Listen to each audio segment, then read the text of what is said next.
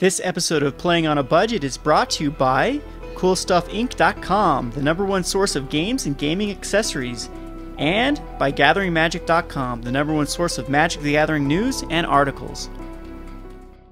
Hi there, it's Kevin with GatheringMagic.com here with another episode of Playing on a Budget. This week we'll be piloting the Goblin Rabblemaster deck that has been making a lot of waves online. I know a lot of players played at the Pro Tour as well, so I thought I'd sleeve it up and give it a go, see how it performs. Now, this is my take on it. Again, we are playing on a budget. That's what the series is called, and I guess I need to explain after a lot of the comments from the last episode of exactly what playing on a budget's goals are.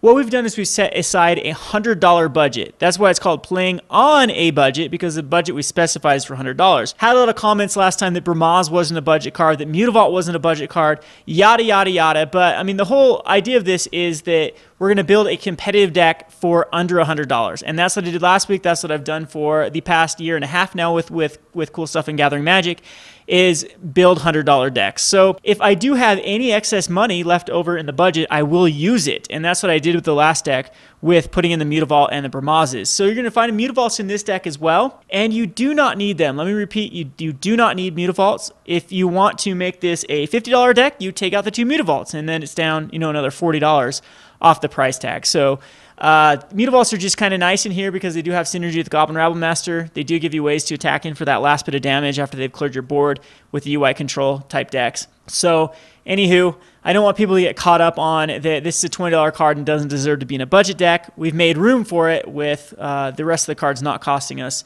over the $100 budget. So anyway, let's just go to the prizes here, and you'll see exactly how this is under the budget here. So there is $20 missing here. These $20 is going to be the 4 of Legion Loyalists. Unfortunately, Cool Stuff is out of stock at the moment, but they do have them at $5. So we have Ash Zealots. Now, Ash Zealots are $2.49. You could actually cut your budget even more by using Burning Emissaries, which I do believe are a little bit less. Now, Burning Emissaries and Ash Zealot usually go one or the other route. You can go Burning Emissaries, as they do allow you to play another. Unfortunately, it's a green anti-red that you get out of it, and so usually it just translates into getting another 1 drop out, but it does have the synergy with the Firefist Striker, as you can get a Firefist Striker out for free on turn number 2. And again, it's your choice. I think that Ash Zealot right now is a little more powerful, especially if we're going to be running against mirrors, and as it does have first strike. So anyway, we have Burning Earths. Burning Earths are going to be a sideboard. They're only 49 cents. Firedrinker Satyr is only $1. Goblin Rabblemaster, which is the focal point of the deck, is only $4. We have Magma Jets at $1.50. Again, Mutavaults, 2 of them at $18. Cacklers at $1 a piece, and Stoke the Flames, 2 of them at 50 cents. So let's go back to the deck list here. We have 3 Frenzied Goblins, which are really good in this format, as you can make a creature not block. 4 Foundry Denizens has absolutely amazing synergy with Goblin Rabblemaster, as Goblin Rabblemaster is going to be putting out a token. So essentially in this deck, they're usually going to be a 2-1 for 1. And then 4 Firedrinker Satyrs. I do think it is one of the more powerful red drops.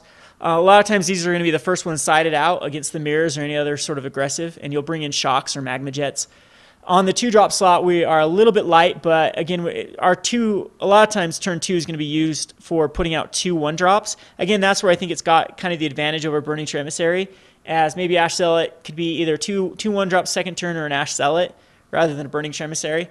And then the Firefist Striker, because Battalion's quite easy to get in this deck. You'll be able to attack with Firefist Striker and make a creature not be able to block this turn. Another card is Goblin Shortcutter. I think is just about as good as Firefist Striker, other than you don't get that subsequent ability to. I mean, it's that turn with Goblin Shortcutter that a card can't block, whereas with Firefist Striker, it's subsequent turns down the road.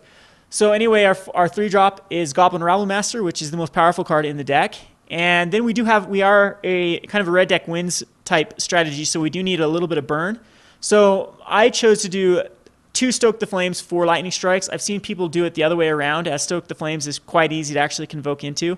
But I'm thinking the Lightning Strike's a little more powerful in the format, as with the remainder of mana, you can actually attack into all your creatures, and the remainder of mana you can actually use with Lightning Strike. So that's why I've chosen 4 and 2. Again, it's up to you how you'd want to do your burn package. You could actually even go Magma Jets. And then we also have Dynacharges. I like Dynacharge a little bit better than Rabble.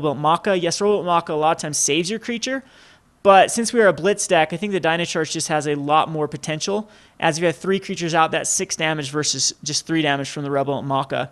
And Goblin Rabblemaster is going to allow us to get out a ton of cards and I don't know. I just think the Dynacharge is much better. We'll have to wait and see if Rabble Maka is better than Dynacharge. But even with 2 creatures, I kind of like Dynacharge better. But again, I think with the amount of 1-drops in this deck, Dynacharge is just better.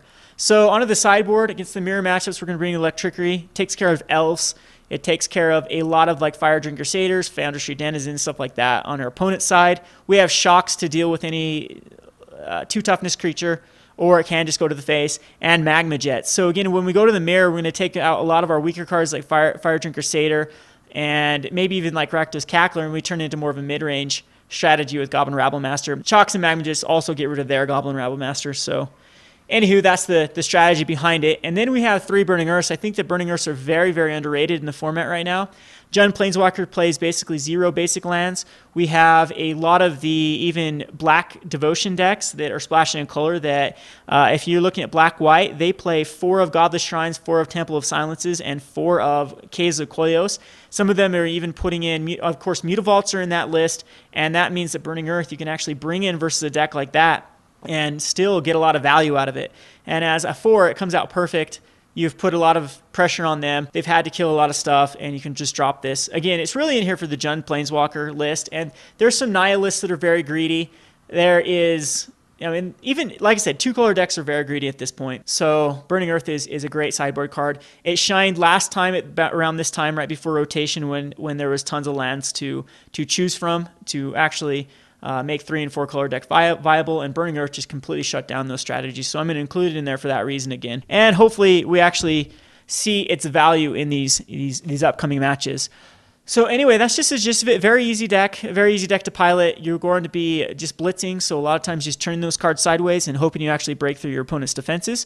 Hope you enjoy this list. Again, Goblin Rabblemaster is one of my favorite cards printed out in M15. I think most of the commentators, when this thing was spoiled, was saying it wasn't going to be a great card, and I love this card as soon as this really reminded me of Bramaz in a red version. The mana cost is easier to cast. You get value out of it immediately as the 1/1 attacks, and the next turn you again don't even have to attack with your Goblin Rabblemaster, and you get another 1/1.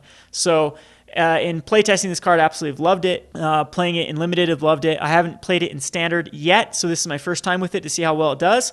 Hopefully it shines.